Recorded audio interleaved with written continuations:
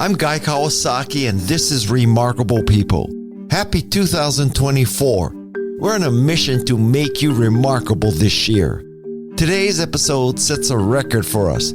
We are welcoming Julia Cameron for the fourth time on our podcast. She is the first person to four-peat.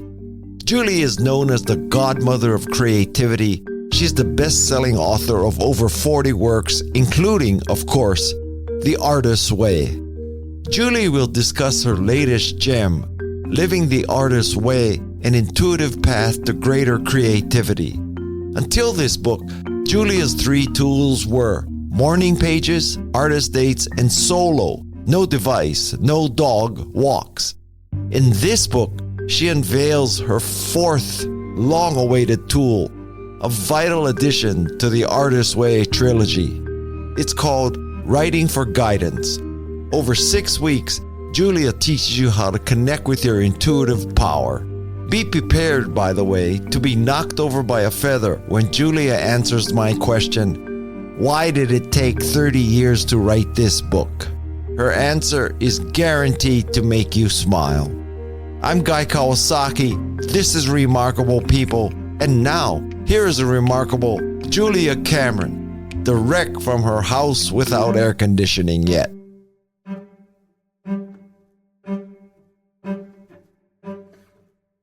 First question. How is the air conditioning? Did you get the air conditioning fixed up? They still haven't fixed it. Oh my. You're kidding. No, they have found it difficult to fix. So they are up on the roof tromping around, and they are trying to do their best to have it ready so that when it gets hot again, I'll have air conditioning.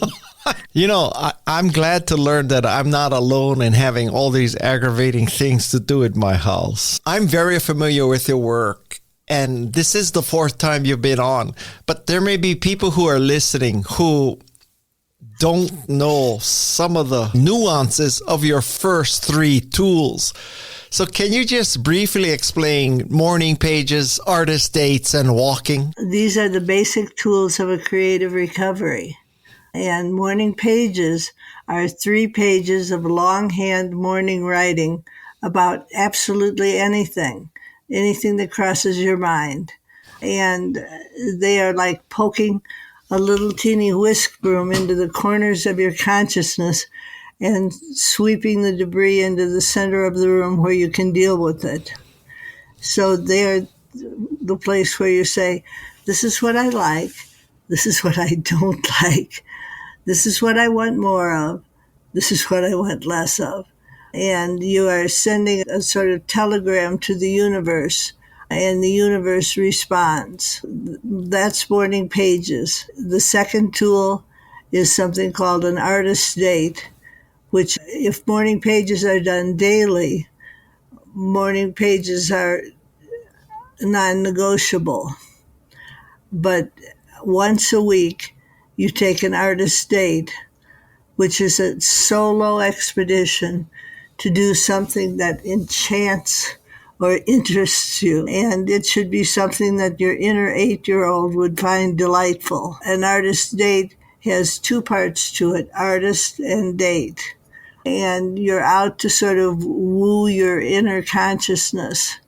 And it's an interesting fact that when I assign morning pages, people go straight to work. They go, work, I get it. I'm going to work on my creativity. But when I assign an artist's date and I say, now I want you to go out once a week and play, they become very apprehensive and skeptical and fold their arms across their chest. And they say, what does play have to do with creativity? And I say, well, it has everything to do with creativity. We have an expression, the play of ideas. And that's what you're doing. You're playing so that you will have ideas. The third tool is very simple. It's put on some shoes, and go for a 20-minute walk. And don't take your dog, and don't take your radio, and don't take your telephone, and just take your consciousness out and take it for a stroll.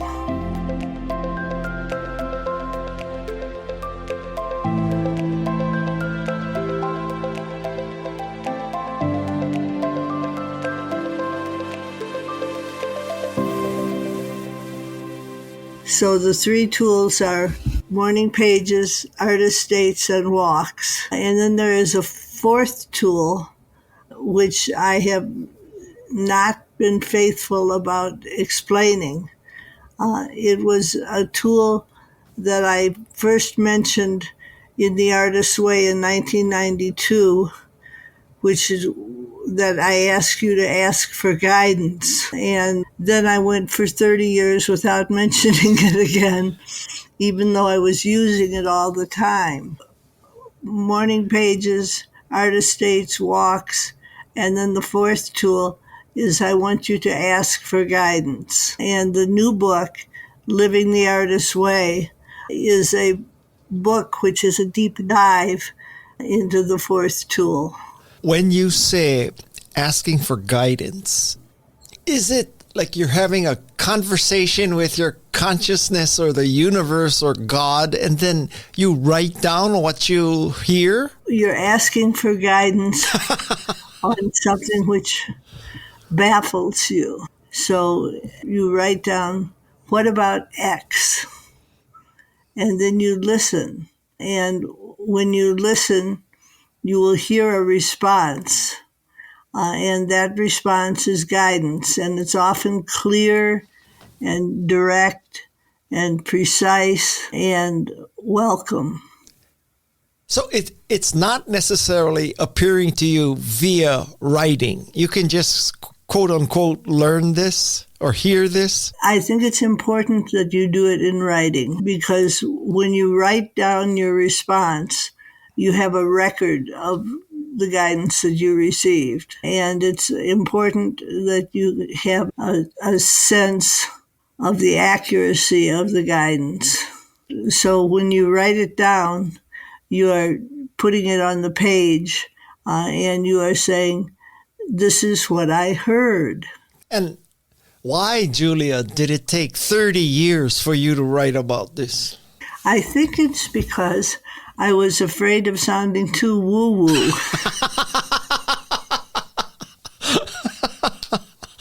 Come on. Seriously? Seriously, yes. I was afraid of sounding too woo-woo. Because when you write for guidance, you are stepping beyond the rational into a world which is intuitive. And I think that I was scared that if I wrote about guidance, people would think, oh, she's just a little bit crackers. I don't think you need to worry about that. Nobody's going to think that. And you know what? Tough shit if they do. Now, where does listening and praying fit into all of this? What I found worked best for me was to write 3 pages of guided writing, morning writing. And that is, in essence, a prayer, because you're saying, here is what I want, here is what I hope, here is what I dream, here's what I dare. And when you write out your guidance like that, you find yourself feeling a sense of safety. I understand listening to this force, but when you're praying, are you praying to what people consider a traditional God? Are you praying to the universe? Who are you praying to? I feel like I'm praying to a line from Dylan Thomas, the poet, the force that through the green fuse drives the flower. So I feel like I'm praying to a universal energy, a force that opens up to us when we ask it to.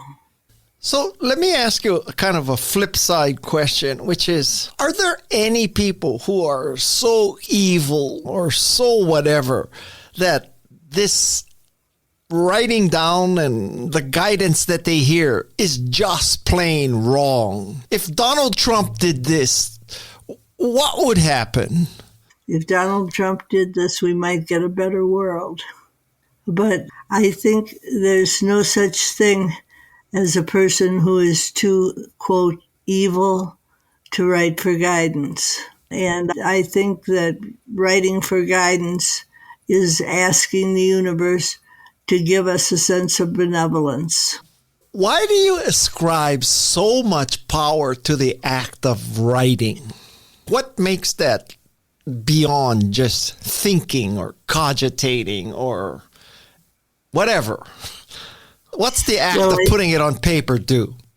The act of putting it on paper is an action of power. We write, and when we write, we find ourselves led. And this leading gives us a sense of direction. And my own experience with writing is that it's incredibly powerful, and it gives us a sense of right action. And I think that when we don't write, we risk not remembering what our guidance was. And so when we write, we're putting it on the page and we're committing it to memory. I think a lot of scientific evidence supports that with like note taking in schools and stuff, right? Same thing, right? Yes, I think so. Yeah.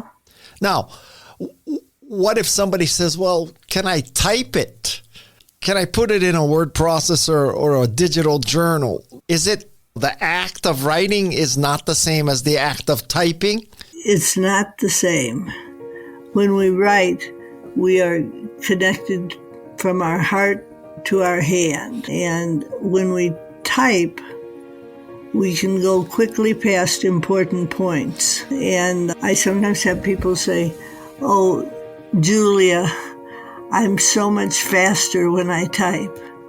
And I say, well, fast is not what we're after. We're after depth and authenticity.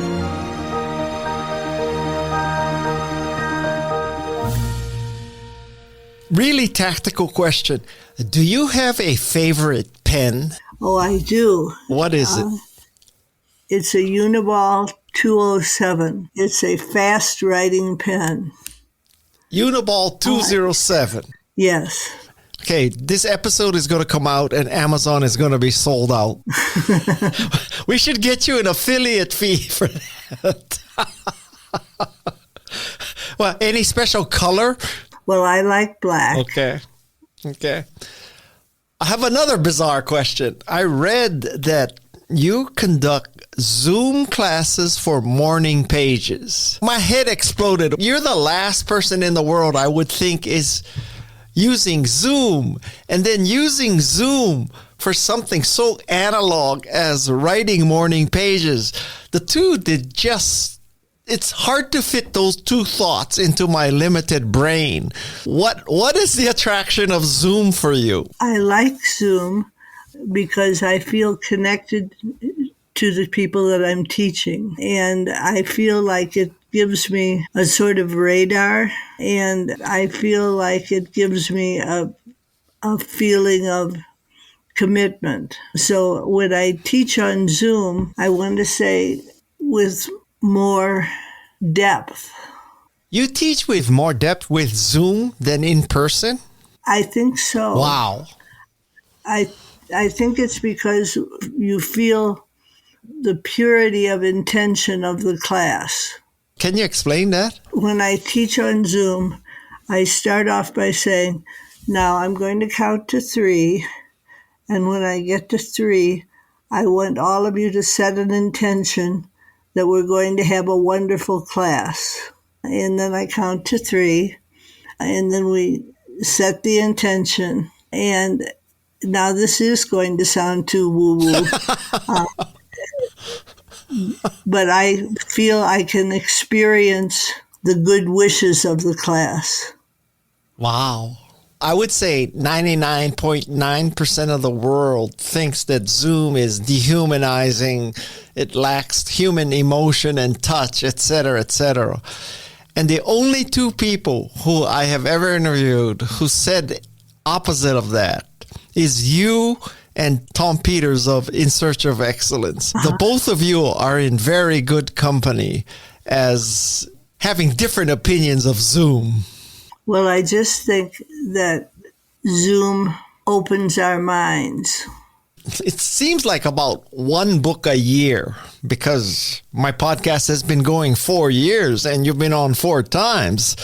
So when are you going to stop? Do you ever figure out, okay, I'm done with writing? I don't figure I'm done with writing, but I do feel like I'm slowing down and putting more thought into the page and putting more intention into the page. And I feel like it's a good thing to be slowing down a little bit. Julia Cameron's idea of slowing down is writing only one book a year. Let's just say that that is a few standard deviations away from most people's idea of slowing down. So Julia, if I were to come to your house, yes, would I see stacks and stacks of morning pages? There's a whole library of your morning pages from day one. You would see a big, tall bookcase with morning pages filed throughout. Wow. And I also feel like morning pages journals are a wonderful tool, and they are concise. I know morning pages are a private thing, but that would be amazing to look through. That's looking through, I don't know, Leonardo da Vinci's notes or something. That would be an amazing experience, but I digress. Anyway, 2 final questions, okay? One question is, and I've done this with several guests who have these important people in their lives, and you just get another sort of perspective on a person. You think that Joel Fotinos would agree to talk to me about what it's like to edit Julia Cameron? Yes, I think he would talk to you about it. He's been my mentor and my muse for 27 years. So could you help me make that work? Because I think that would be so fascinating, and I bet nobody has ever done that. And my last comment to you. So listen, I've written 16 books now, and I use these quotes. I put a quote in at the start of every chapter and sometimes in the body. But I have to say that the quotes that you select and where you put them and how you use them is absolutely remarkable. I just love how you find those quotes and use them in your book. I want to know, how do you find those quotes? I find them through Google. And what search term do you use to find a quote by Maya Angelou? I go by topic, not by person. And so your Google search is find me topics about, I don't know, prayer? Sure. I'll tell you, my favorite quote in your book is this one, and we'll end with this. I had to write it down. I loved it so much. It's the quote that is, "What's a sundial in the shade?" Oh my God, I just love that quote. So I thank you for bringing that quote into my life. You're very welcome. That's all I got for you, Julia. I just love interviewing you. I look forward to number 5 whenever that happens. And I hope the air conditioning is fixed before it gets hot again. That would be a wonderful thing, wouldn't it be? Yeah. Yeah. How could we help along that? We can set an intention. I will be writing for guidance about how Julia can finally get her air conditioning. How's that? That sounds good. Okay. So there you have it. Julia Cameron, four-peating on the Remarkable People podcast. It's kind of poetic. She's been on 4 times, and now she has 4 tools. So remember, morning pages, artist dates, solo walks, and now writing for guidance. Don't forget, the name of her book is Living the Artist's Way, an intuitive path to greater creativity. Speaking of greater creativity, Madison and I have finished our book. It's called Think Remarkable. And guess what? Julia Cameron gave us a great blurb for it. It'll be out in the first week of March, but you can order it now. End of ad. I'm Guy Kawasaki. This is Remarkable People. First, my thanks to Julia's team. That would be Emma Lively, John Carl, and Nick Kaczynski. Next, my thanks to the Remarkable People team. That would be Jeff C., Shannon Hernandez, the sound design team, the Nismer sisters, Madison, drop-in queen and producer of the podcast. Also, clearly, my co-author, Tessa Nismer. She prepares me for every interview and double-checks our transcripts. We put a lot of effort into our transcripts. It's because I'm basically deaf, and so I appreciate the ability to read interviews. And then there's also Alexis Nishimura, Luis Magana, and Fallon Yates. We are the Remarkable People team, and we are on a mission to make you remarkable in 2024. Now you have a week to go pre-order Think Remarkable by Guy Kawasaki and Madison Nismer. Until next time, mahalo and aloha. This is Remarkable People.